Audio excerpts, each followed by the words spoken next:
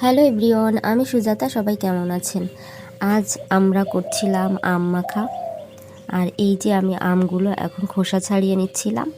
এখন তো আম অনেকটা পেকে গেছে। একটা আম ছিল এর ভিতরে একটু কাঁচা, আর সবগুলো নরম হয়ে গিয়েছিল। এরপর আমি অনেক টাইম ধরে খোসা ছাড়াচ্ছিলাম, যেহেতু অনেকগুলো আম, প্রায় 7-8টার মতো, মানুষও অনেক, তাই জন্য আম বেশি লাগবে। এরপর এই যে আমি আমগুলো এখন ধুয়ে নিব। এই যে দেখেন, সবগুলো আম কাটা হয়ে গেছে, এখন ধুতে হবে। লেবুর পাতাও আছে। এখন আমি আমগুলো পরিষ্কার করে নিচ্ছিলাম ধুয়ে, দেন মাখা করার জন্য রেডি করে নিব। সবগুলো ভালো করে পরিষ্কার করে নিচ্ছিলাম, আর লেবুর পাতাতে একদমই ঘ্রাণ ছিল না, বাট তারপরও দিচ্ছিলাম। আর আমি এত অলস, কখনো আম মাখাইনি এবছর, এই প্রথম মাখাচ্ছি।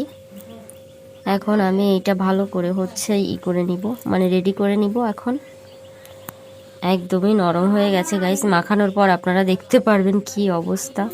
এই যে এখন মাখানো প্রায় হয়ে গেছে। আমি শুকনো লঙ্কা ভাজি আর চিনিও দিছিলাম, দুধ দিছিলাম, লেবু পাতা, লবণ, এগুলা দিয়েই মাখিয়েছি জাস্ট, আর কিছুই না।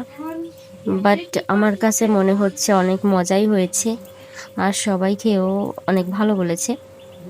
সবাইকে দেওয়ার পর দেন এই যে আমি বসে বসে খাচ্ছিলাম, ভালোই লেগেছে। এই ফার্স্ট টাইম মনে হয় নিজের মাখা, মানে নিজের মাখানো আম ভালো লেগেছে।